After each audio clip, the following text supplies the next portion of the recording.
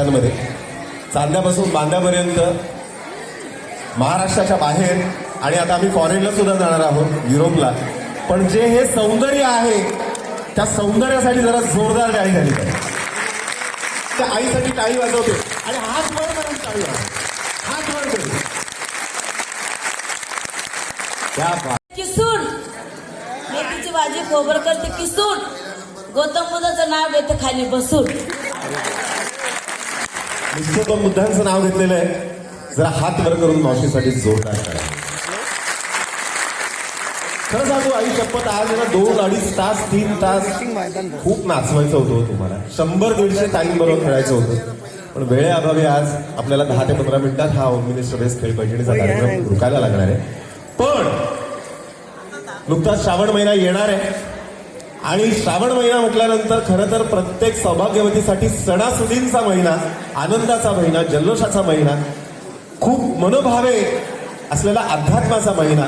या महिन्याची सुरुवात कल्याण डोंबिवली महानगरपालिकेच्या या प्लॅटफॉर्मवरती करायची असेल तर नाचून झाली पाहिजे.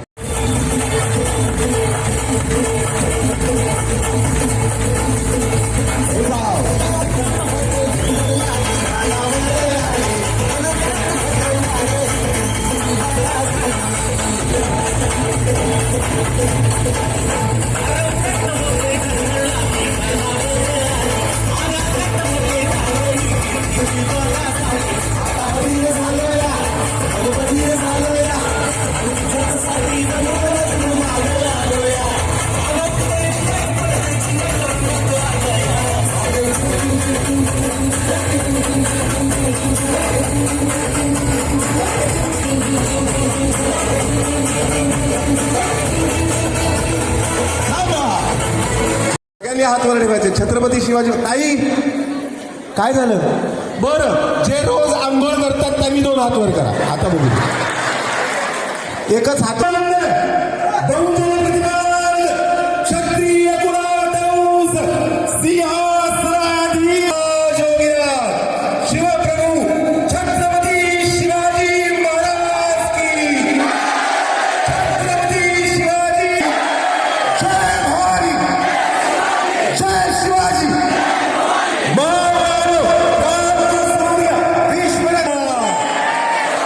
थँक्यू. सगळ्यांनी नाचायचा. पर्समध्ये पैसे. हे साधा आणि सोपं आहे. नीट आहे का? या मावशीकडे 1 2 3 8 सर. हे साधा आणि सोपं आहे. खरं का म्हणून आम्ही खेळाचं सामान आणलं होतं, पण वेळ नाहीये म्हणून आज साधे आणि सोपे खेळावे. अगं बाई कुणाली असती ये मागे. चला एक ट्रॅक राऊंड होता, आता मात्र आऊट म्हणजे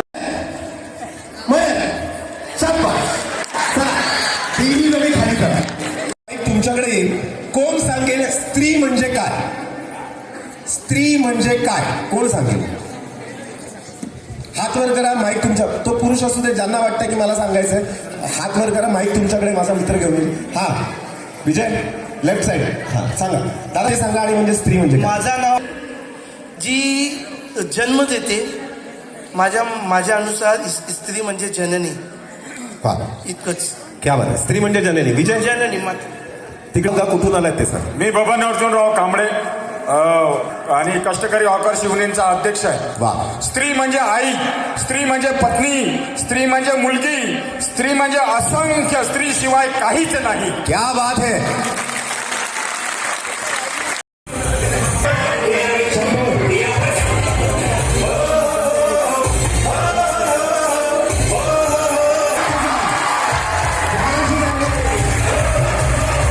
मैदानात या. 5 रुपये खर्च केले, फुल घातले. या सध्या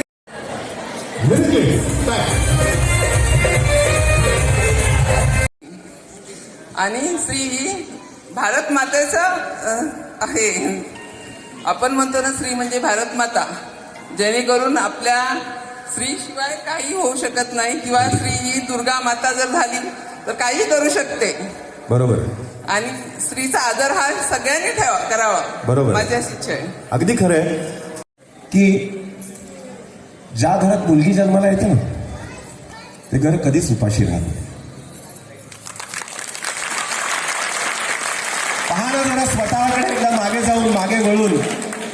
माऊली या इकडे, या इकडे, कोणी या, एक ताई या.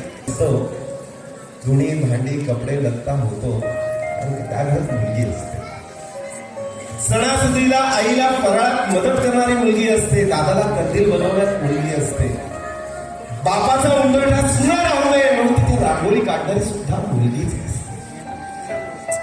खिडकीत बसून पप्पा संध्याकाळी लवकर या सांगणारी सुद्धा मुलगीच असते.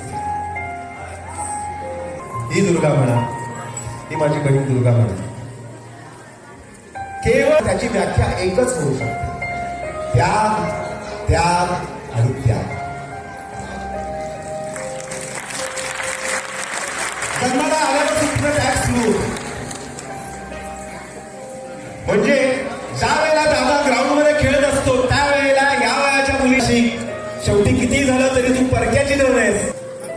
वयाची 20-25 वर्ष झाल्यानंतर कुंडलींवरच्या ग्रहावरती आई बापाच्या पसंतीने तिने लग्न करायचं. आणि मग ताई विचार कर, बापाने नाव ठेवलेलं असेल कदाचित छान सोनाली, पण जर का नवऱ्याचं नाव दीपक असेल तर तिचं नाव ज्योती ठेवलं जातं. अर्धा आयुष्य घरातले देव सुद्धा बदलतात, कुलदेवता बदलतात, गोत्र सुद्धा बदलतात सगळ्यात. आणि मग तरी सुद्धा पोटातलं जिवंत अर्वत आलेलं जर मुलीचं असेल तर कसं रस्त्यावरती कचरत निघलं जाते. वाईट वाटतं या गोष्टीचं. अहो देव सुद्धा त्याच आई बापाच्या पोटी मुलगी जन्माला घालतो ज्या आई बापाच्या हातात त्या मुलीला वाढवण्याचं बळ असतं. अशाच कोणाच्या पोटी मुलगी जन्माला येत नाही. ज्याच्या पोटी मुलगी जन्माला आली आहे ना ते आई बाप खऱ्या अर्थाने भाग्यवान आहेत. काय असं अहो रोज सासरवाडीत त्यावेळेला त्याचा सुगंध माहेरपर्यंत पोहोचवणारी ही स्त्री असते. बापाच्या पोटात दुखलं तर पहिली कण छातीत आणणारी मुलगी असते. एक लक्षात ठेवा, मुलगी सर्वोत्तम आहे, सर्वपरी आहे, संपूर्ण आहे. म्हणूनच ती भाग्यवंतांच्या पोटी जन्माला आहे, अशी कोणाच्याच पोटी जन्माला. आणि अजून एक सांगतो जाता इथे बसलेल्या सगळ्या कल्याण डोंबिवली महानगरपालिकेच्या पदाधिकारी, महिला पदाधिकारी आहेत त्यांच्या वतीनं सांगतो, घरात जर का मुलगा असेल तर त्याच्यावर तुम्ही संस्कार करा.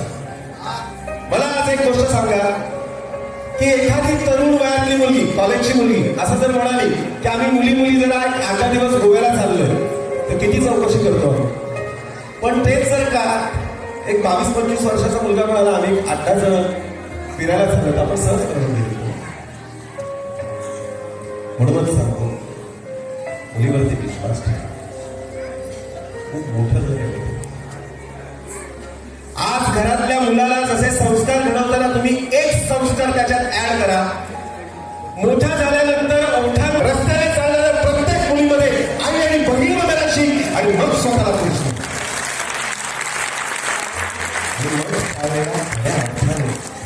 आपल्या समाजातली ही बहीण, ही मुलगी, ही आई, ही पत्नी सुरक्षित.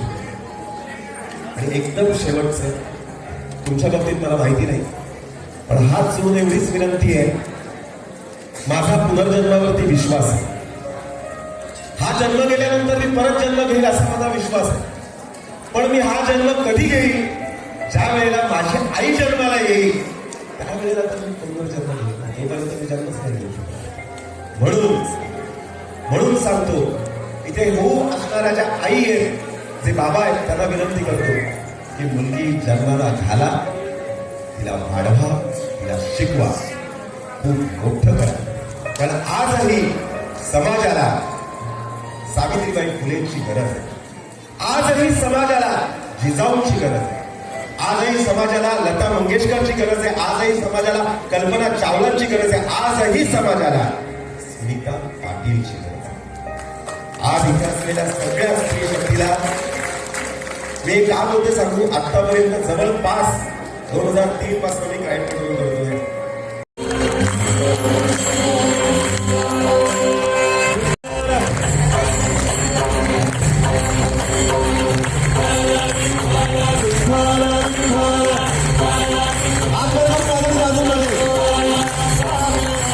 संगीतांसाठी शेतकऱ्यांसाठी त्यामुळे हात वर करू.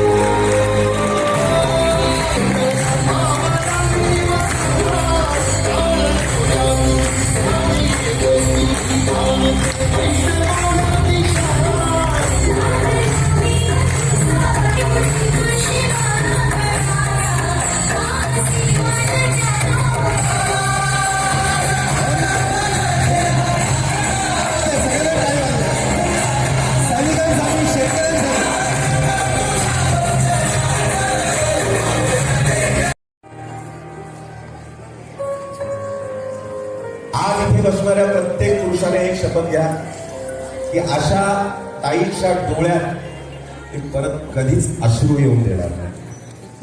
द्याल शपथ मला? तर शपथ घेणार असाल तर हात वर करून बरोबर काय आहे काय आहे जोरात काय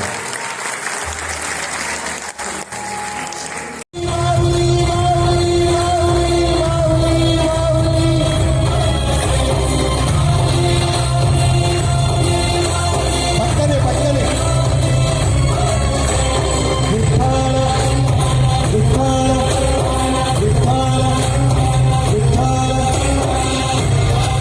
लवकर आहे भाऊ.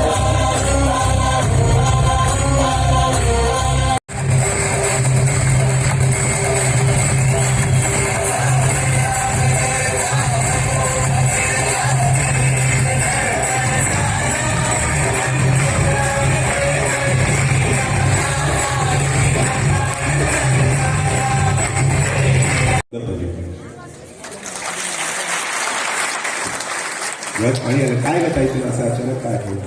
ये तर ज्या माझ्या आईची कथा आईची डोळे लावून बसली असते. पण ज्या आईने मला तिला जन्म दिला उलट मला आईची पदवी त्या मुलामुळे मिळाली. तोच मुलगा असले तिला वृद्धाश्रम. तुम्ही रोज टीव्हीवरती जेव्हा न्यूज आपण पाहतो ते खालून एक स्क्रोल जात असतो. त्या स्क्रोलकडे आपण विशेष लक्ष देत नाही. बंधत्वापासून जर का मुक्ती हवी असेल तर शेवटचा पर्याय म्हणून अमुक अमुक डॉक्टर तिकडे येऊन बघा. बंधत्व म्हणजे काय? ज्यांना मूल होत नाही. जर तुम्हाला मूल हवं असेल तर आमच्याकडे या. आपण त्याच्यावरती वैद्यकीय उपचार करून तुम्हाला मूल कसं होईल हे पाहिजे. म्हणजे थोडक्यात काय, जर तुम्हाला आई बाबा व्हायचं असेल तर आमच्याकडे या. पण मग अशा मुलांचा काय उपयोग की ज्यांनी जन्मदात्या आई बापांना वृद्धाश्रमात टाकलं. जी आई त्या मुलाला पोटात वाढवते आणि जन्म देते तोच मुलगा जेव्हा वृद्धाश्रमात जाऊन टाकतो तेव्हा वाईट वाटतं. अवस्था खूप म्हणजे खूपच वाईट वाटलं. की सगळेजण जी आई जी बहीण जी सगळे खूपच म्हणजे प्रत्येक आई डोळे लावून बसलेली असते की माझा मुलगा येईल. काही मुलं बाहेरगावी जातात निघून. काही खूप म्हणजे वाईट परिस्थिती आहे. वृद्धाश्रम खरंच लवकरात लवकर बंद पडावी. गावडत आहे तू हात नको जोडूस. लग्न फॉरेनरशी केलं. बाहेरगावी जायचं होतं कारण तिकडची मुलगी भारतात येऊन राहायला तयार नव्हती. आई गेली होती, बाबा मात्र जिवंत. आता बाबांचं कसं करायचं? बाबांना कसं मुंबईत थांबा ना. बाबांना घेऊन त्याच्या बाबांना घेऊन एका वृद्धाश्रमात गेले. तिथे गेल्यावरती त्याच्याकडे पैसा होता. वृद्धाश्रम चांगला बघितला. वृद्धाश्रमाच्या मॅनेजरांना भेटला. मॅनेजरांना सांगितलं त्याने की इथला सेपरेट रूम हवाय मला. पैसे हवे तेवढे घ्या. माझे बाबाच फक्त इथे सुखी राहिले पाहिजे, सुरक्षित राहिले पाहिजे. एसी रूम हवा, टीव्ही हवा, गिझर हवा, हे हवं ते हवं. मॅनेजर म्हणाला ओके. मुलगा गेला गाडीतनं बाबांच्या बॅगा उतरस्तपर्यंत त्याचे बाबा आणि तो मॅनेजर खूप हसत खेळत बोलत होते. एकदम मैत्री, जवळ का जुनी मैत्री असावी त्यांची. मुलाला आश्चर्य वाटलं. बाबांना पहिल्यांदा मी वृद्धाश्रमात घेऊन आलो आणि मॅनेजर बरोबर एवढी मैत्री कशी काय झाली 2 मिनिटात. ठेवली, एसी वगैरे चेक केला, टीव्ही वगैरे चेक केला आणि मॅनेजरला त्याने प्रश्न विचारला की माझे बाबा पूर्वी या वृद्धाश्रमात आले आणि तुमच्या दोघांची मैत्री तर अशी दाखवत होता तुम्ही की खूप जुने ओळखता तुम्ही एकमेकाला, असं कसं काय? तो मॅनेजर एवढंच म्हणाला,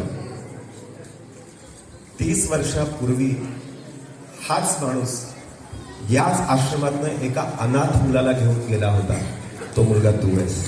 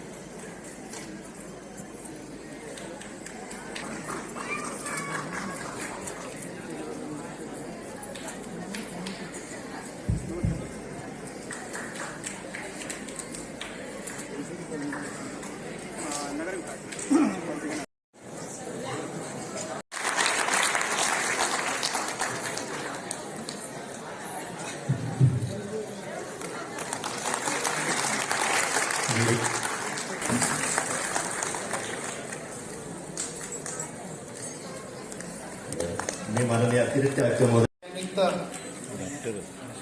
व्हिडिओ कॉन्फरन्सिंगद्वारे उपस्थित असलेले आदरणीय मुख्यमंत्री नामदार एकनाथजी शिंदे साहेब, आपल्या जिल्ह्याचे केंद्रीय राज्यमंत्री माननीय नामदार कपिल पाटील साहेब, व्यासपीठावर उपस्थित कल्याण डोंबिवली महानगरपालिकेच्या माजी महापौर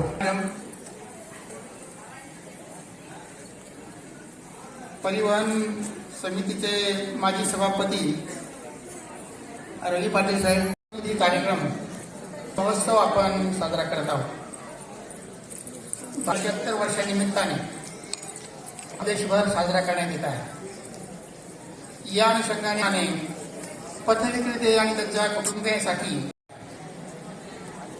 केंद्र शासनाद्वारे यासाठी देशभरातील 75 शहरांची आणि सुदैवाने त्या 75 शहरांमध्ये आपल्या कल्याण डोंबिवली महानगरपालिकेचा समावेश आहे. आपल्या महानगरपालिकेमार्फत PM स्वनिधी योजनेमधील पतशिस्त असलेला पथविक्रेते आणि त्यांच्या कुटुंबासाठी आपण हा स्वनिधी महोत्सव साजरा करत आहोत.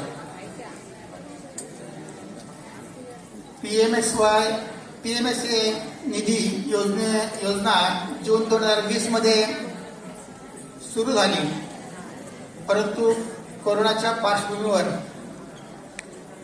या योजनेमध्ये आपण लाभ देत असलो तरी कोरोनामध्ये सर्व लॉकडाऊन असल्यामुळं आपल्याला त्यामध्ये खूप कमी प्रतिसाद देता आला. महानगरपालिकेला एकूण 14,970 पथविक्रेत्यांचे अर्ज प्राप्त झाले. त्यापैकी 7,431 पथविक्रेत्यांना त्यांचे कर्ज मागणी प्रस्ताव प्राप्त झालेला आहे. पथविक्रेत्यांना प्रथम कर्ज रुपये 10,000 उपलब्ध करून दिलेला आहे आणि उर्वरित जे पथविक्रेते आहेत त्यांच्या अर्जांची छाननी चालू आहे. त्यांनाही आपण हा PM स्वनिधी उपलब्ध करून देणार आहोत. शासनाने दिलेलं घोषवाक्य आहे आणि या योजनेनुसार एकूण 8 योजना आपण कार्यान्वित करत आहोत, आपल्या कार्यरत आहेत. त्यामध्ये प्रधानमंत्री जीवन ज्योती योजना, प्रधानमंत्री सुरक्षा विमा योजना, प्रधानमंत्री जनधन योजना व रुपे कार्ड, इमारत व इतर बांधकाम अंतर्गत नोंदणीकरण, प्रधानमंत्री श्रमयोगी मानधन योजना, एक राष्ट्र एक राशन कार्ड, जननी सुरक्षा योजना, त्याचबरोबर प्रधानमंत्री मातृवंदना योजना, अशा विविध योजना केंद्र शासनाच्या मार्फत राबवण्यात येत आहेत आणि त्याचा लाभ आपल्या कल्याण डोंबिवली महानगरपालिकेमधील नागरिकांना होत आहे. 11 जुलैपासून साजरा करत आहोत. या महोत्सवामध्ये 11 जुलैला आपण महानगरपालिका हद्दीत फेरीवाला क्षेत्रामध्ये पथनाट्याचं सादरीकरण केलेलं आहे. 12 जुलैला आपण कर्ज मेळावा, डिजिटल व्यवहार प्रशिक्षण आणि QR कोडचं वाटप केलेलं आहे. पथविक्रेते आणि त्यांच्या कुटुंबासाठी फोर्टिस हॉस्पिटल आणि इंडियन मेडिकल माध्यमाने आपण आरोग्य तपासणी शिबिराचं आयोजन केलं होतं. 13 जुलैला आपण फेरीवाल्यांच्या समस्या व त्यांचे निराकरण, घनकचरा व्यवस्थापन आणि प्लास्टिक बंदी निर्मूलन या विषयावर ऑनलाईन चर्चासत्राचं आयोजन केलं होतं. 14 जुलैला आपण फेरीवाला कुटुंबातील 5वी ते 10वीच्या विद्यार्थ्यांसाठी नृत्य स्पर्धा प्रवेश फेरी आणि फॅन्सी ड्रेस स्पर्धेचं आयोजन केलं होतं. आणि आज 23 जुलैला आपण 3 वाजल्यापासून असं भरगच्च कार्यक्रम ठेवलेले आहेत, ज्यामध्ये बचत गट व पथविक्रेत्यांचे स्टॉलचं आयोजन केलेलं आहे. महिलांसाठी खेळ पैठणीचा हा एक उत्कृष्ट कार्यक्रम या ठिकाणी पार पडलेला आहे. आपण दुपारी 3 पासून विविध सांस्कृतिक कार्यक्रमांचा आस्वाद घेतलेला आहे. आपण आता निवडक लाभार्थ्यांचा सत्कार आणि त्याचबरोबर विविध स्पर्धेतील विजेत्यांचा सन्मान करणार आहोत. प्रातिनिधिक स्वरूपात आपण परिचय बोर्डाचं वितरणही करणार आहोत. माझी आपणास विनंती आहे की स्वनिधी से समृद्धी यामध्ये ज्या विविध योजना आहेत त्या योजनांचा आपण लाभ घ्यावा. यामध्ये प्रधानमंत्री जीवन ज्योती योजना आहे, ज्यामध्ये अपघातात मृत्यू पावल्यानंतर सुरक्षा दिली जाते. सदर योजनेअंतर्गत जर ग्राहकाचा मृत्यू झाला तर संबंधित व्यक्तीच्या कुटुंबाला 2 लाख रुपये मिळतात. विमा खरेदी करणाऱ्या कोणत्याही वैद्यकीय चाचणीची आवश्यकता राहणार नाही. किमान वय वर्ष 18 वर्षे आणि कमाल वयोमर्यादा 50 वर्षे या वयोगटातील सर्वांना त्याचा लाभ दिला जाईल. ही पॉलिसीची मॅच्युरिटी 55व्या वर्षी होईल. प्रधानमंत्री जीवन विमा योजनेसाठी प्रीमियम फक्त 330 रुपये प्रतिवर्ष आहे की त्याच्या माध्यमातून आपल्याला 2 लाख रुपयांचा आपण विमा आपल्याला मिळणार आहे. त्याचबरोबर प्रधानमंत्री सुरक्षा विमा योजना, प्रधानमंत्री सुरक्षा विमा योजनेमध्ये वर्षभरासाठी वैयक्तिक अपघाती विमा संरक्षण मिळणार आहे. त्याचं दरवर्षी नूतनीकरण करावं लागेल. याचा प्रीमियम फक्त 12 रुपये प्रतिवर्ष एवढा आहे. स्वतःचे निरोगी असल्याचा दाखला फक्त जोडायचा आहे आणि वय वर्ष 18 ते 50 या वयोगटातील लाभार्थ्यांचा लाभ निमित्ताने कल्याण डोंबिवली महापालिकेच्या वतीने आयोजित करण्यात आलेल्या प्रधानमंत्री स्वनिधी महोत्सवाच्या कार्यक्रमाच्या प्रसंगी ऑनलाईन आपल्याला मार्गदर्शन करण्यासाठी उपस्थित असलेले महाराष्ट्र राज्याचे मुख्यमंत्री आणि ठाणे जिल्ह्याचं खऱ्या अर्थाने वैभव, जसं मी सांगत होतो की पहिलं केंद्रातलं मंत्रीपद ठाण्यात मला मिळालं, तसं पहिला मुख्यमंत्री ठाण्याला मिळाला एकनाथ शिंदे साहेबांच्या रूपाने. ते सन्माननीय आदरणीय एकनाथजी शिंदे साहेब, महापालिकेचे आयुक्त भाऊसाहेब धांगडे, माजी महापौर विनीताताई राणे, माजी नगरसेवक रवी पाटील, उपसंचालक डोंगरुलकरजी, भाजपा शहर अध्यक्ष प्रेमनाथ म्हात्रे, उपायुक्त सुनील पवार आणि खास करून दिल्लीवरून आमच्या अर्बन डेव्हलपमेंट मंत्रालयातून या प्रोजेक्टचे मॅनेजमेंटचे डायरेक्टर आहेत, जे निरीक्षक म्हणून या ठिकाणी आलेले आहेत, ते महाराष्ट्रातलेच आहेत, ठाण्यातलेच आहेत, वैभव हानोलकर. उपस्थित बंधू आणि बहीण,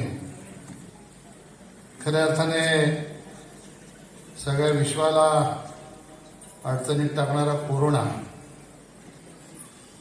ह्या देशामध्येही फार जोमाने जेव्हा पसरायला लागला तेव्हा सर्वसामान्य कुटुंबातल्या माता भगिनींचा, बंधूंचा रोजगार जाऊ नये याच्यासाठी यांनी अर्बन डेव्हलपमेंट खात्याच्या माध्यमातून प्रधानमंत्री स्वनिधी योजना सुरू केली. आणि आज मला आनंद आहे की जवळजवळ 2,468 आपले फेरीवाले बंधू भगिनी आहेत, त्यांना प्रथम कर्ज 10,000 रुपयाचं मिळून त्यांच्या व्यवसायाला या योजनेच्या माध्यमातून मदत झालेली आहे. खरं तर सगळ्या जगाला असं वाटत होतं की या कोरोना काळामध्ये भारत देशाचं काय होईल. त्या प्रगत राष्ट्रांमध्ये ही अतिशय वाईट अवस्था, वाईट परिस्थिती कोरोनाने केली होती आणि म्हणून त्यांना असं वाटत होतं की 10 वर्ष तरी भारतातला कोरोना जाणार नाही, कारण त्यांच्याकडे कोरोना लस आल्यानंतर जी प्रगत राष्ट्र आहेत त्यांच्याकडे एखादी लस आली की ती 10 वर्षाने भारतामध्ये येते. परंतु या देशाचे प्रधानमंत्री यांच्या नेतृत्वाखाली देशाच्या शास्त्रज्ञांनी एका वर्षामध्ये 3 लसींचं निर्माण करून खऱ्या अर्थाने जगातल्या 80 देशात तर आपल्या 200 कोटी लोकांना लस दिलीच, पण 200 कोटी डोस दिले, परंतु जगातल्या 80 देशांना लस पुरवण्याचं काम खऱ्या अर्थाने केलं. आणि मला या ठिकाणी सांगायला आनंद आहे की लस पुरवून लोकांचं जीवन वाचवलं, परंतु लोकांचा रोजगार गेला होता तो तो रोजगार या स्वनिधी योजनेच्या माध्यमातून पुन्हा उभा करण्यासाठी प्रधानमंत्र्यांनी जे इनिशिएटिव्ह घेतलं ते निश्चितपणाने कौतुकास्पद आहे असं म्हटलं तर चुकीचं ठरणार नाही. घडली तर त्याला 2 लाख रुपये जर मिळाले तर त्या माणसासाठी ते किती महत्वाचे आहेत. 12 रुपयामध्ये इन्शुरन्स निघतो हे त्या माणसासाठी चांगले दिवस नाही आहेत का?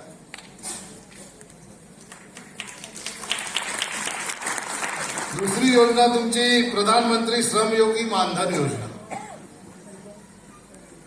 ह्या काय योजना ही मानधन योजना? 55 रुपये महिन्याला भरायचे. किती? 55 रुपये. वर्षाला किती झाले? 660. ही योजना कोणासाठी आहे? ज्याचं वय 18 पासून 40 वर्षापर्यंत आहे त्याच्यासाठी. मी छोटंसं गणित तुम्हाला सांगतो. समजा एखादा 20 वर्षाचा माणूस असेल, त्याने ह्या योजनेचा लाभ घ्यायचं ठरवलं तर त्याला 40 वर्ष पैसे भरायला लागणार. तर त्याचं वय 60 वर्ष होईपर्यंत त्यांनी प्रत्येक महिन्याला 55 रुपये, वर्षाला 660 रुपये भरायचे. 40 वर्षामध्ये किती पैसे भरतो तो? गणित कोणाला येते का? कॅल्क्युलेशन केलं? 26,400 रुपये. 40 वर्षामध्ये 26,400 रुपये भरतो आणि त्याचं वय 60 वर्ष झालं. 60 वर्षात त्यांनी ओलांडलं की त्याला ताबडतोब मानधन सुरू होते. किती? महिन्याला 3,000 रुपये. तुम्ही भरलेले 26,400 रुपये हे एका वर्षात 36,000 रुपये तुम्हाला परत मिळतात. तुम्ही भरलेले एका वर्षात पैसे परत येतात, प्लस त्याच्यावर 10,000 रुपये तुम्हाला जास्त मिळतात. आणि जोपर्यंत तुम्ही आहात तोपर्यंत तुम्हाला हे पैसे मिळत राहणार. 60 वर्षानंतर तुम्ही 80 वर्षाचे झाले तर 20 वर्षे तुम्हाला मानधन मिळत राहणार. तर तुम्ही विचार करा तुम्हाला किती पैसे मिळणार. हे सर्वसामान्य माणसासाठी हे चांगले दिवस नाही आहेत का? मोदीजींची संकल्पना आहे की देशातल्या गरीबातल्या गरीब माणसाला मुख्य प्रवाहामध्ये आणून त्याला चांगल्या योजना देऊन त्याला सक्षम करण्याची भूमिका मोदीजींची. वन नेशन, एक राष्ट्र एक रेशन कार्ड. मी पुन्हा तुम्हाला कर्नालचं एक उदाहरण देईन. तिथं 3 उदाहरणं मला चांगली मिळाली. त्या कर्नालमध्ये हरियाणाच्या बिहारची एक आमची बहीण राहत होती. तिने तिचं उदाहरण मला असं सांगितलं की मी अनेक वर्षापासून त्या हरियाणामध्ये कर्नालमध्ये राहते, पण मला इथे रेशन कार्ड नसल्यामुळे मला विकत धान्य घ्यावं लागत होतं. प्रधानमंत्र्यांनी ह्या 2 वर्षात त्या गरीब कल्याण योजनेमध्ये 80 कोटी लोकांना फुकट धान्य देण्याची व्यवस्था त्या माध्यमातून झाली. त्या बहिणीला मी विचारलं की तू 15 दिवसाला किती रुपयाचं धान्य मार्केटमधून खरेदी करत होतं जेव्हा तुझ्याकडे हे कार्ड नव्हतं? तिने सांगितलं 2,000 रुपयाचं मला धान्य लागायचं आणि महिन्याला 4,000 रुपयाचं लागायचं. तर एक राष्ट्र एक रेशन कार्ड ही प्रधानमंत्र्यांनी योजना आणली आणि तिचं बिहारचं कार्ड हे हरियाणामध्ये चालायला लागलं. तिलाही सगळं अन्नधान्य हरियाणामध्ये फुकट मिळायला लागलं. तिची बचत तर झाली, पण तिच्या उत्पन्नामध्ये 4,000 रुपये वाढले की नाही वाढले? हे सर्वसामान्य माणसाचा असा विचार यापूर्वी कधीच कोणी केला नाही. गरिबी हटाव असे अनेक नारे झाले, पण गरिबांसाठी खऱ्या अर्थाने त्यांचं कल्याण व्हावं अशा प्रकारच्या योजना ह्या देशामध्ये यापूर्वी कधी राबवल्या गेल्या नाहीत. आणि म्हणून प्रधानमंत्री नरेंद्र मोदी हे 130 कोटी लोकांना नेहमी सांगतात की आप एक कदम आगे बढ़ाइए, देश 130 करोड कदम आगे बढ़ेगा. माझी आपल्याला विनंती आहे की आपण इथेच न थांबता आपला रोजगार अजून कसा वाढेल याच्यासाठी आपण प्रयत्न केला पाहिजे. ह्या ज्या लाभाच्या योजना तुमच्यासाठी आहेत, या प्रधानमंत्री जीवन ज्योती योजना आहे, त्यामध्ये प्रधानमंत्री जनधन योजना आहे.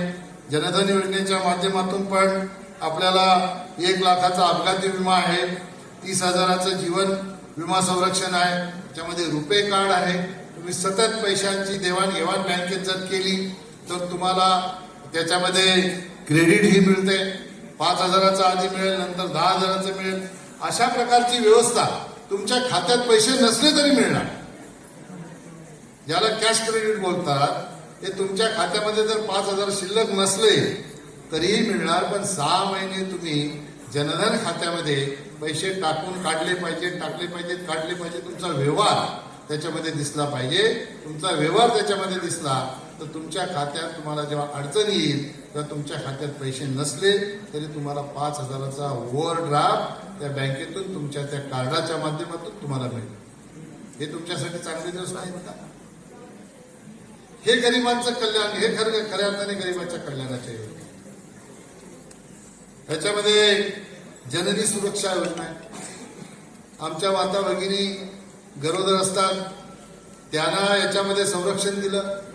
3 टप्प्यामध्ये 5,000 रुपये देण्याची व्यवस्था नव्हती, ही व्यवस्था केली. पण आपण महापालिकेला माझी सूचना असेल, विनंती असेल की आपण जास्त तुमच्या डिलिव्हरी तुमच्या हॉस्पिटलमध्ये कशा होतील याच्यासाठी प्रयत्न केला पाहिजे. जे दारिद्र्य रेषेखाली आहेत त्यांच्या डिलिव्हरी हॉस्पिटलच्या बाहेर झाल्या तरीही त्यांना त्याचा लाभ आहे, पण ज्या दारिद्र्य रेषेच्या वर असतील त्यांना त्याचा लाभ मिळत नाही.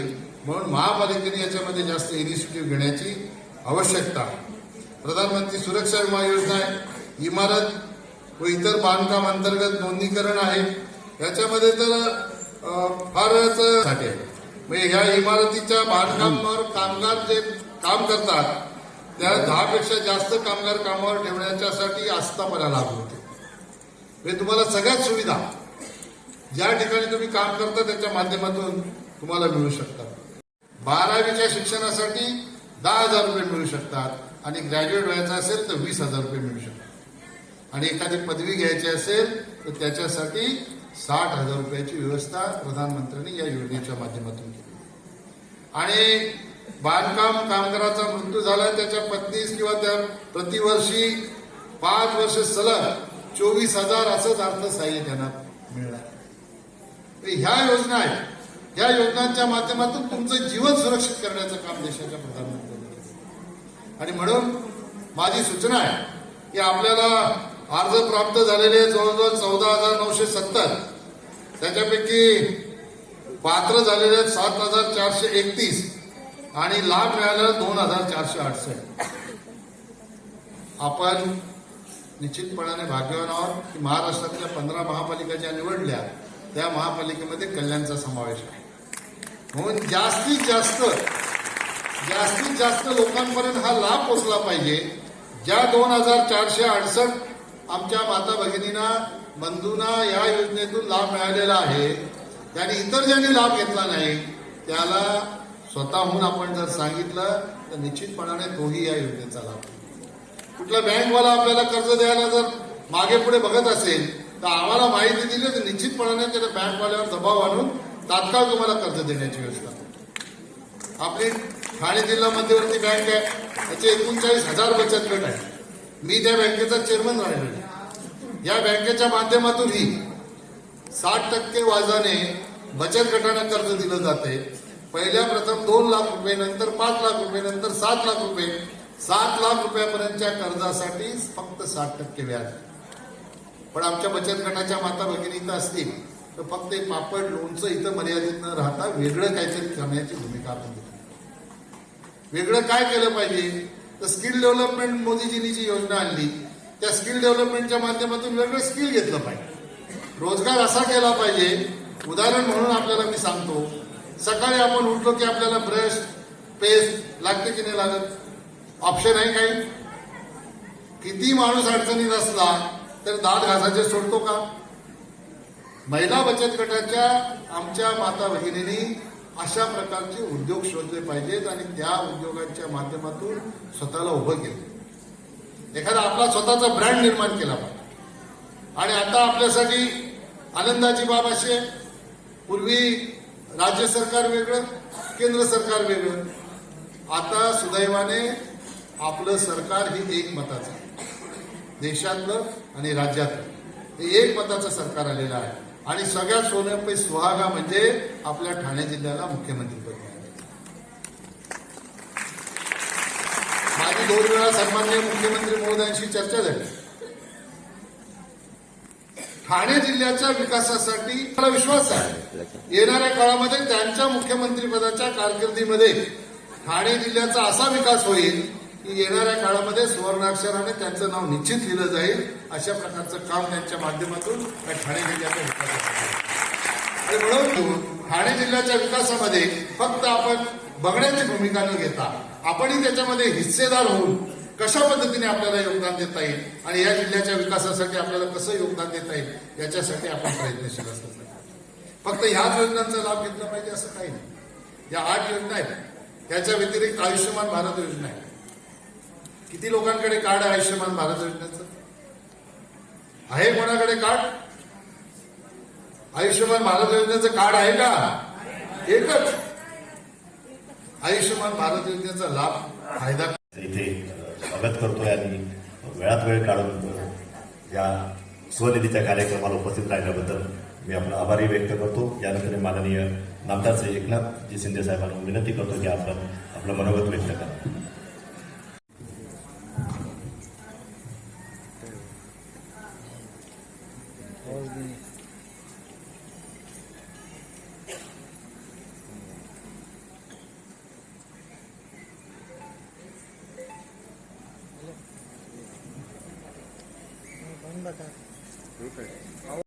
आजच्या पीएम स्वनिधी महोत्सव जो स्वावलंबी पथविक्रेत्यांचा महोत्सव आज या ठिकाणी आयोजित केलेला आहे. या प्रसंगी उपस्थित केंद्रीय राज्यमंत्री पंचायती राज माननीय आमचे मित्र कपिल पाटील साहेब, माजी महापौर वेदिकाताई राणे, आयुक्त भाऊसाहेब डांगरे, केंद्राचे प्रतिनिधी खानोलकर, रवी पाटील, प्रेमनाथ म्हात्रे, उपस्थित सर्व मान्यवर, सर्व महापालिकेचे सगळे अधिकारी, काही लोकप्रतिनिधी असतील आपले ऑनलाईन, ते सर्व आमदार, खासदार, लोकप्रतिनिधी, वरिष्ठ अधिकारी, फेरी आणि मी आपल्या सगळ्यांचं मनापासून या ठिकाणी अभिनंदन करतो. एक चांगली योजना आणि त्याचा महोत्सव कल्याण डोंबिवली महापालिकेच्या वतीने आयोजित केलेला आहे. याबद्दल मी सगळ्यांना शुभेच्छा देतो. परवाच आपल्या देशाच्या सर्वोच्च अशा राष्ट्रपती पदावर द्रौपदी मुर्मू मॅडम यांच्या रूपाने एक आदिवासी महिला भगिनी विराजमान झालेली आहे. आपण सगळ्यांनी त्यांचं अभिनंदन केलेलं आहे. आम्ही काल देखील दिल्लीमध्ये होतो आणि प्रधानमंत्री महोदयांनी आयोजित केलेल्या कार्यक्रमात देखील सहभागी झालो. खऱ्या अर्थाने जो समाज सर्वात दुर्लक्षित, मागास आणि वंचित आहे अशा समाजातून आपल्या या भगिनीला देशाचं हे सर्वोच्च पद मिळणं हे खऱ्या अर्थाने क्रांतिकारी पाऊल आहे. पालघर जिल्हा हा आदिवासी बहुल जिल्हे आहे आणि त्यामुळे आपण नेहमीच आपल्या सगळ्यांचा एक प्रयत्न असतो की आदिवासी समाजाला मुख्य प्रवाहामध्ये आणण्यासाठी, आणि म्हणूनच आपल्या सगळ्यांचा उत्साह वाढवणारी एक प्रेरणादायी गोष्ट आहे. आणि म्हणून मी या देशाचे प्रधानमंत्री आदरणीय नरेंद्र मोदी साहेब यांचं मनापासून अभिनंदन करतो, त्यांना धन्यवाद देतो. एक आदिवासी भगिनीला या देशाच्या सर्वोच्च पदावर विराजमान होण्याची संधी त्यांनी दिली. आपल्या देशात यापूर्वी बऱ्याचदा इन्क्लुझिव्ह डेव्हलपमेंट बाबत आपण बोलत होतो. अनेक घोषणा झाल्या, सर्वांना सामावून घेणाऱ्या सर्व घटकांचं हित जोपासणाऱ्या अशा विकासावर देखील अनेक लोक बोलले.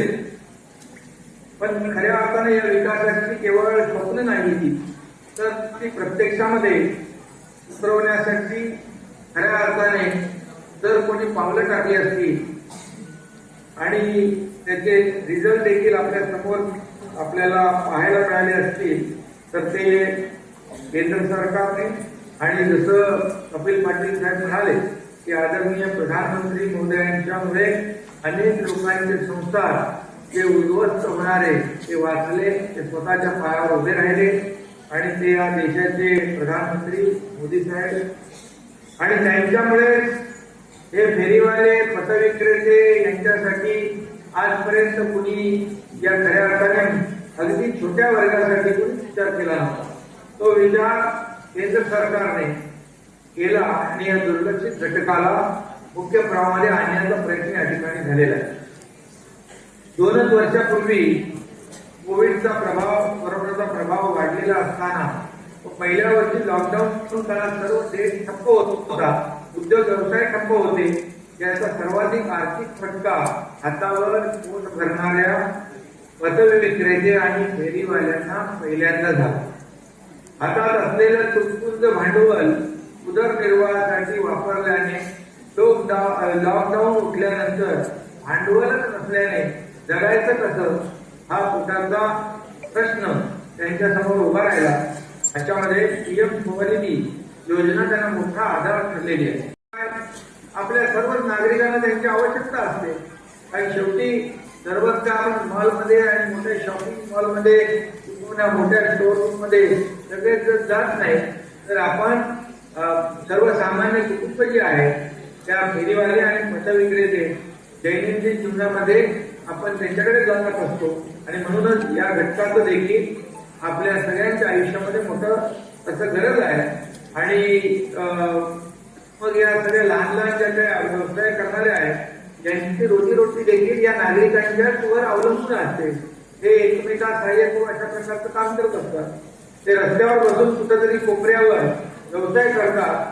हा खरं म्हणजे काही लोक त्यांच्या बाबतीत मध्ये वेगळा विचार करतात, चर्चा करतात, परंतु एक काय त्यांनी व्यवसाय करणं हा काही त्यांचा गुन्हा नाही. एक यंत्रणा म्हणून त्यांची दखल घेणार, त्यांना पुरेशा जागा देण्यात गेल्या कित्येक वर्षापासून खऱ्या अर्थाने आपल्याला जेवढं आपण त्याच्यामध्ये यशस्वी व्हायला पाहिजे तेवढं अद्याप आपल्याला ते यश मिळालेलं नाही. त्यामुळे हे सगळे जे काय फेरीवाले पथविक्रेते जे आहेत ते सगळे सर्वसामान्य कुटुंबातले आहेत आणि असं असताना त्यांनी देखील सर्व फेरीवाल्यांनी पथविक्रेत्यांनी देखील आपल्यामुळे नागरिकांना त्रास होणार नाही, पादचाऱ्यांना त्रास होणार नाही याची देखील आपण काळजी घ्यायलाच पाहिजे. आणि मग महापालिकांनी जे काही त्यांना आखून दिलेली जी काही जागा असते त्या ठिकाणी त्यांनी आपला व्यवसाय केला पाहिजे. हे देखील तेवढंच आपण पाळलं पाहिजे पथ्य. परंतु रोजगार करणं हा त्यांचा हक्क आहे आणि तो त्याला देखील आपण त्यांना मदत केली पाहिजे. म्हणूनच आज या ठिकाणी त्यांच्यावर स्वतःच्या पायावर उभं करण्यासाठी आझादी का अमृत महोत्सवानिमित्त केंद्र शासनाने पथविक्रेते व त्यांच्या कुटुंबातील स्वनिधी योजनेतून लाभ देण्याचं ठरवलेलं आहे. मी कल्याण डोंबिवली महापालिकेचं मनापासून अभिनंदन करतो. त्यांनी ही चांगली योजना राबवण्याचा प्रयत्न केलेला आहे. यामध्ये जवळपास 14,970 पथविक्रेत्यांचं उद्दिष्ट प्राप्त झालं होतं. त्यानुसार 7,431 पथविक्रेत्यांचं कर्ज मागणी अर्ज भरण्यात आले आहे आणि म्हणून प्रथम कर्ज 10,000 विविध बँकांद्वारे 2,468 पथविक्रेत्यांना उपलब्ध करून देण्यात आलेलं आहे. आणि म्हणून त्याचबरोबर प्रथम कर्जाची परतफेड केलेल्या व पात्र 128 पथविक्रेत्यांना रुपये 20,000 कर्ज देखील बँकेकडून विविध बँकेकडून उपलब्ध झालेलं आहे. यासाठी नक्कीच महापालिकेने पुढाकार घेतलेला आणि परंतु आपलं उद्दिष्ट जे आहे ते पूर्ण करण्याचं टार्गेट जे आहे ते कल्याण डोंबिवली महापालिकेने पूर्ण करावं. त्यासाठी जे काही सहकार्य लागेल ते नक्की या ठिकाणी केलं जाईल. देशभरातील 75 शहरामध्ये ही योजना राबवण्यासाठी कल्याण डोंबिवलीची देखील या ठिकाणी निवड झाली. नक्की त्यांचा एक अभिमानाने या ठिकाणी गौरव केला पाहिजे. महापालिकेने 11 जुलैपासून स्वनिधी महोत्सवाची सुरुवात केली आणि पथविक्रेत्यांची कर्ज दिली, डिजिटल प्रशिक्षण दिलं, आरोग्य शिबिराचं आयोजन केलं, त्यांना विविध योजनांचा लाभ दिला. आणि म्हणून फेरीवाले म्हणजे काही वेळा नागरिकांकडून किंवा फेरीवाल्यांकडून एकमेकांना सहकार्य झालं पाहिजे. परंतु कधी कधी असे इन्सिडेंट होतात, परंतु ते देखील टाळले पाहिजे दोन्हीकडून. कारण हे फेरीवाले जे आहेत हे काही समाजाचे नागरिकांचे शत्रू नाही आहेत, त्यांना देखील जगण्याचा हक्क आहे. त्यांना मगाशी म्हटल्याप्रमाणे फेरीवाल्यांनी देखील आपल्यामुळे इतर नागरिकांना देखील त्रास होणार नाही अशा प्रकारची शिस्त देखील आपण पाळली पाहिजे. आणि हा केंद्र सरकारचा कर्ज देऊन आर्थिक मदत करून त्यांची उन्नती करणारा हा प्रयत्न निश्चितच क्रांतिकारी आहे. आणि ही योजना चांगली राबवल्याबद्दल मी पालिकेचं आणि बँकांचं देखील मनापासून अभिनंदन करतो.